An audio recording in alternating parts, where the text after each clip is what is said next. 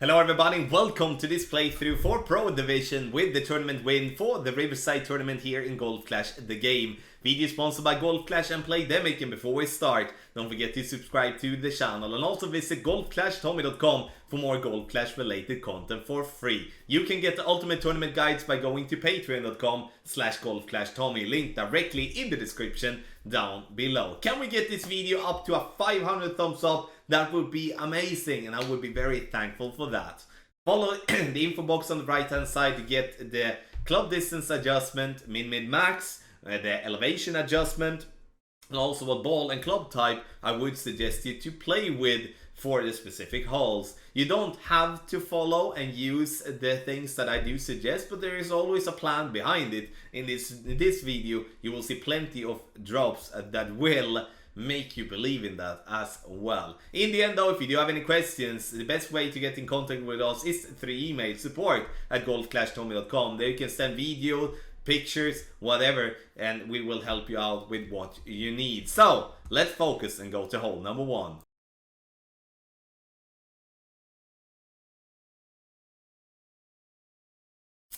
For hole number one, we're gonna play one of the easiest par 4s in the whole game. So this one needs to be an eagle. Here I'm using 4.5 bar backspin, 3 bars of side spin to the left with the extra mile level 7.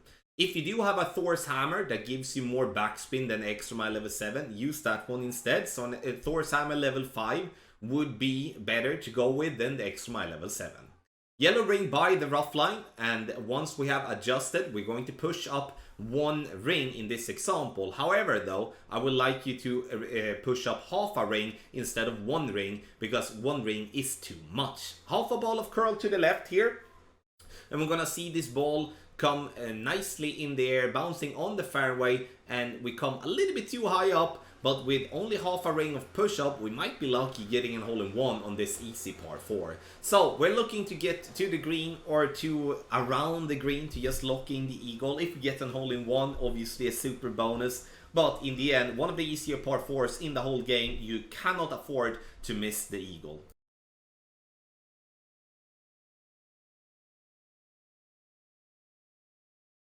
For hole number 2, we're going to play with our sniper, and we're gonna play with the red ring by the rough line, 1.5 bar topspin, and half a bar of side spin to the right. So you can see here that we're gonna have the top of the red ring by the rough line with ball guideline to the hole. Now, once we have done that, we are going to adjust for a maximum distance plus 15% over adjustment. The thing that I do here in this video is that I'm using an 1159 pull angle, and that is wrong. You should be having the needle, the wind arrow, to point straight north, no 1159 whatsoever. Because if you do have an 1159, you're gonna see the result that we are having here is that we're gonna have perfect speed, but we're gonna miss to the left. So make sure you don't have a pull angle 1159, then you're gonna have a very good chance for an hole-in-one. You can play with Titan, you can play with Kingmaker. Obviously, the more you reduce the wind, the better it's going to be. But a power 3 ball is what we're looking for to use.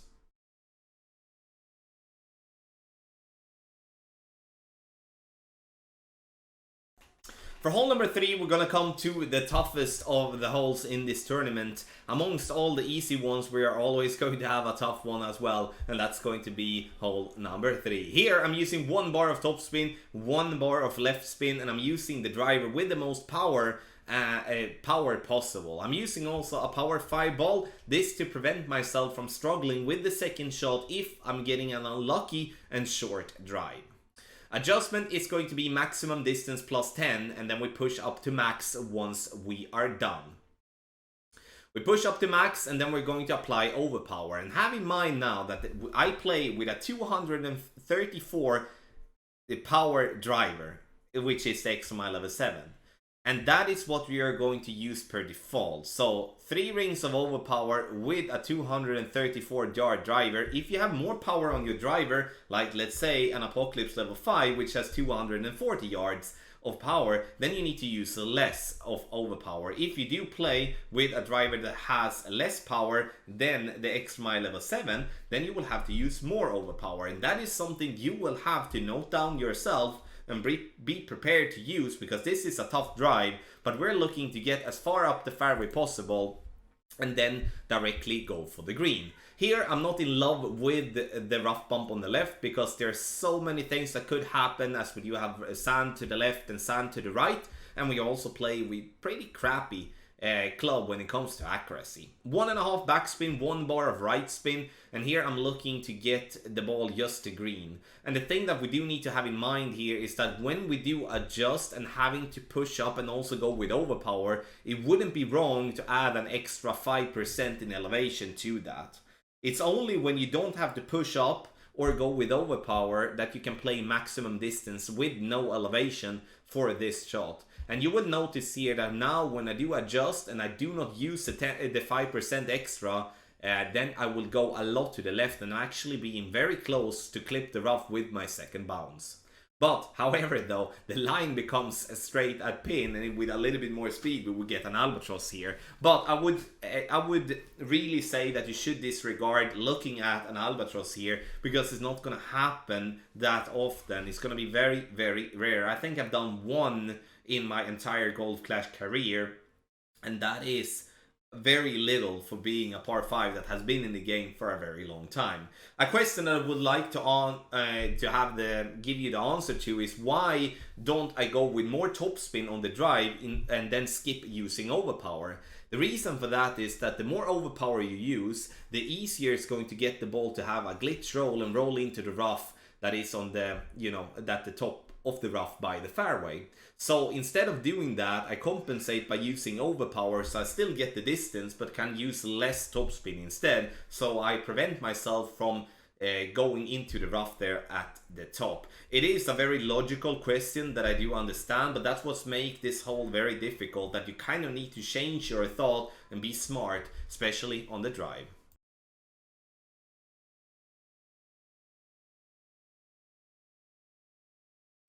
For hole number 4, we are going to use a navigator and combined with a sniper. So we're using 1.5 bar topspin, 1 bar of left spin, and we're going to have the top of the yellow ring by the end of the rough, or let's say by the start of the fringe. Ball guideline to be through the hole is what we're looking for as well, and then we're going to adjust for a maximum distance with a 15% over adjustment power 1 ball.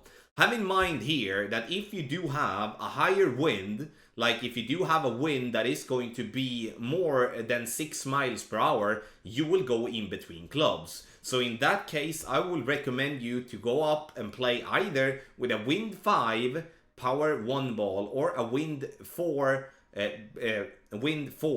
power 1 ball. You can also go to a katana as well to get yourself more power and still play the same. This is a very good shot, but you really need to be careful with the wind so you don't go in between clubs and having to go with overpower. So please make sure you check the wind directly and then you choose the ball based on that.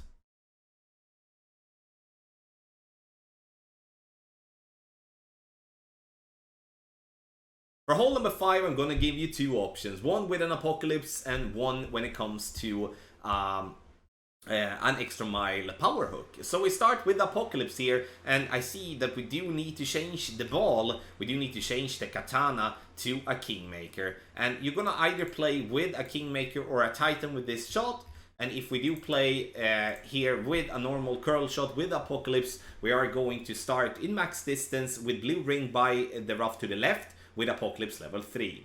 Max top spin, 3 bars of left spin, and then we're going to apply max curl with Apocalypse level 3, and then 4 rings of overpower. A great left will obviously take us more to the left here. As you can see, we bounce closer to the rough, and we also get closer to the rough here with the roll. So obviously a perfect will be more to the right.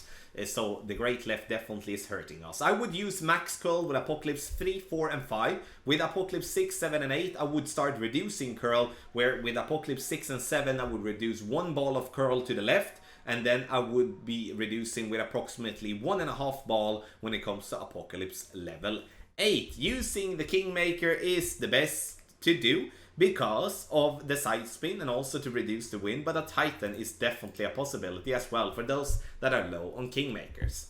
Now, the extra mile power hook, we're going to use a fixed landing position, meaning that we are not going to adjust for the wind. We're basically going to find a spot by using the rings. So therefore, this shot is based on an extra mile. So do not try without asking or knowing yourself, go with a different club with a fixed landing spot. So look at the red ring. That is the one that I want you to focus at. And the red ring here is going to have the left side by the bunker in maxed out position. So you stretch out to max and then you find that. 4.5 bar topspin, 3 bars of left spin, and we go with 1 ball of curl outside the adjustment ring to the left. Getting this ball very close to the rough line, the result though becomes brilliant. But the thing that I would like to say is that we either move our starting position half a ring more to the right, or that we use a tighten from the start, because it will give us higher wind and therefore we will move more right and we'll have less side spin as well, and then that would be better. But a power hook is always going to be something that will be hard to get consistent. So please have that in mind, and if you do have an Apocalypse in level 3+, I would recommend to go with that route before you go with a power hook, because I do not want you to risk the water if you're not absolutely have to.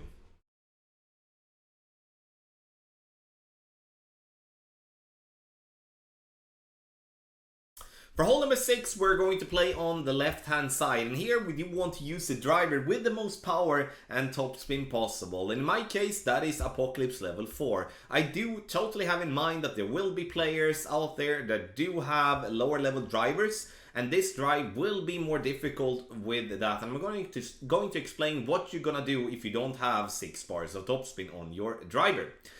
Max topspin, 2 bars of side spin to the right, we adjust max plus 10, then we push up to absolute max. And then you can see I'm going with 4 rings of overpower here. However though, I would recommend you to use max overpower if possible. It's only with clubs that do have 240 yards, like Apocalypse level 5+, or maybe a Thor Hammer level 6+, or an Extra Mile level 9, that max overpower is not needed. Otherwise, it's better to go with max overpower, so you definitely take away the risk of clipping the rough with the second bounce, and then have a problem for the approach.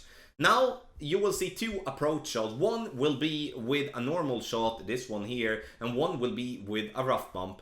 And I do see value in the rough bump, but problem is with the rough bump that we play with such a fine line, especially when the wind comes right to left. So let's go back with the sniper and bounce it up towards the pin, max left spin, and then spin to pin with its backspin. So you can see here, ball guideline just a little short of pin, and then we're going to adjust. And here I do adjust medium distance with actually a 10% over adjustment, which makes this one be over adjusted. So we don't need the 10% extra, we play it just 0. And you can see here it bounces up. Speed wise, it's not really an issue, but problem is that we do come too much to the right because we over adjust our shot. When we do play the rough bump, we're gonna change here. We're not gonna play it medium distance of our club, we're gonna play it maximum distance of our club, or at least very close to it. So rough bump does have a great value when you do have a side spin 3 ball. That will keep yourself into the rough further to the left, which means that you will have more room for a great right. Great left will always be safe though, to have that said. Max side spin to the right, and then 1 bar of backspin. Adjustment is going to be maximum distance with no elevation if you are in complete maximum distance. Now, I'm not in complete maximum distance, so I do decide to take off 3 decimals from maximum. Adjust, and then it's time to take our shot. Very important that you do not have any overpower with this shot here. It's very easy to have the bottom part of the ball to touch the arrows.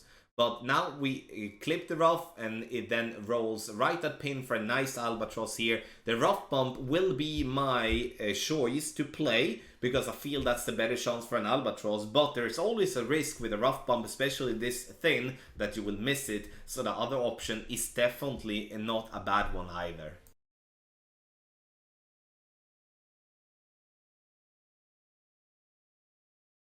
For For hole number 7, the final of the par 3s, we're gonna play with our sniper with the blue ring just by the rough line and ball guideline to the hole. Once we find that spot, we're gonna add 0.2 topspin, okay?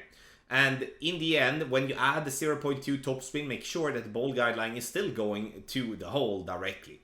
Adjustment here is going to be maximum distance with a 20% over adjustment, power 1 ball settings.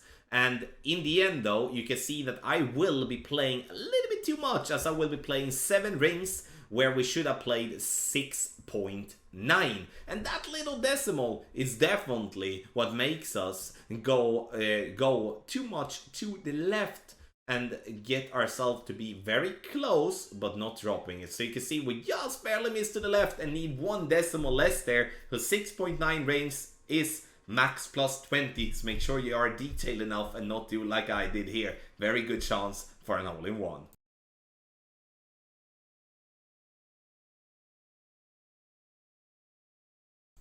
On hole number 8, we're gonna come to another easy par 4. And yes, I call it easy because this is a very, very straightforward hole where we are going to go on the left-hand side. And I'm going to explain why I'm not going right-hand side, because I know that question will come. Half of the white ring inside the rough to the right in complete max distance with an extra mile level 7. 4.5 bar topspin and 3 bars of side spin to the right. Once you have made your adjustment, you're gonna push up to complete max, and then we're going to go with curl. So we're going to have the right side of the ball to be halfway through the circle on the right, and then obviously try to hit perfect. A great ride with an extra mile that has a bad accuracy already is not going to be helpful. But in the end, we do have a lot of room on this fairway to play on, and we're getting it nicely up to 360 yards. From 360 yards, I did play this second shot 12% slider, no elevation, for those using an application. Those of you that do not use an application, I played it minimum distance and adding 2 decimals. It's gonna be needed an extra decimal here though, as we drop this one left side of the cup. But the important lesson here is to never go with spin here. Always go without spin, and if you do not have 4.0 or better ball guideline, leave the ball guideline short of pin, as you otherwise will come in too hot. Adjustment, I go with 1.9 rings here, but we should be needed to go with 2 rings of overpower 2 rings of adjustment instead, as once again we drop this one left side of the cup. So no elevation for the second shot, no spin, and from 360 we would be playing this one 16% slider for those using a calculator, or for those that do not use that, then you use minimum distance and adding 0.3 decimals.